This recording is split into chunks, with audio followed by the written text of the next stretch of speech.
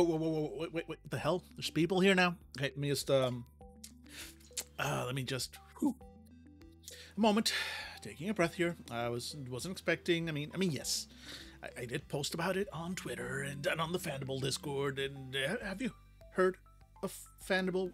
We're pretty great and all, but, heck, I wasn't expecting people. Well, you're here now, and that means you're here a little early. You probably read me talking about the vault and thought to yourself, you think, I like the cut of this guy's jib. I'm going to check out this the vault of his. And then you went and you did that. And you clicked on that dope little link at the top of the page, and you saw that there's no actual way to get in there. That's because I'm still putting the finishing touches on it. I promise it'll be worth it, as there's a couple of extra little treats in store for y'all since you're here so early. And just so you know, there's nothing to fear. I promise. My design team is hard at work dotting every I and whatnot. In the meantime, I suppose it's now on me to slake your thirst for tabletop RPGs and hopefully goblin shenanigans right here and right now. So let's hop right into it. For today's short update, which for once I'm actually writing, at least in part, during the day job instead of just forgetting to do it until right after bed. This does mean, alas, that I am somewhat more coherent for this entry than I am normally.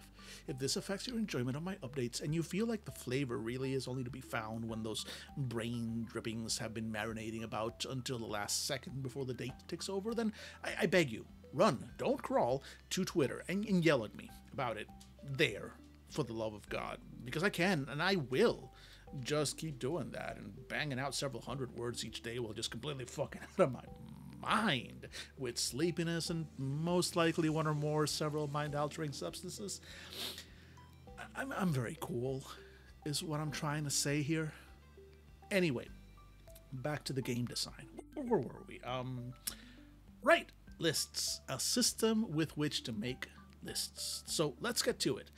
Let's define our MVP, our minimum viable product, in as much as it would be recognizable as a game world within the framework we've already established. For this, we turn to the seminal text of the genre, the original Three Goblins in a Trench Coat. We'll take some time to examine each of the lists presented therein and what each one tells us about the game, the world, and the goblins within it. Then, probably on another day, because really I'm not trying to write anything more than 750 words on any given day. Look, I'm doing one of these daily, and that's just a lot of words. It adds up, dear reader. It adds up.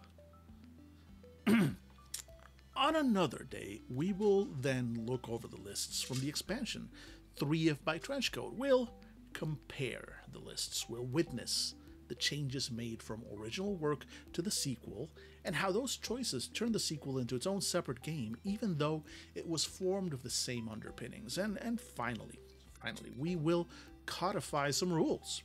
What is needed for a set of lists to count as a world?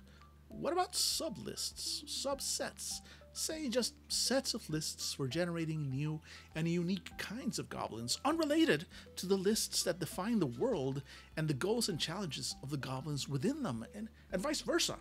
Lists of enemies, goals, and strangeness, divorced of goblin generation arrays. Now, as the original author of the works being referenced, I have some opinions on this. I feel that in many ways both the goblin lists and the world lists are interconnected and moreover interdependent.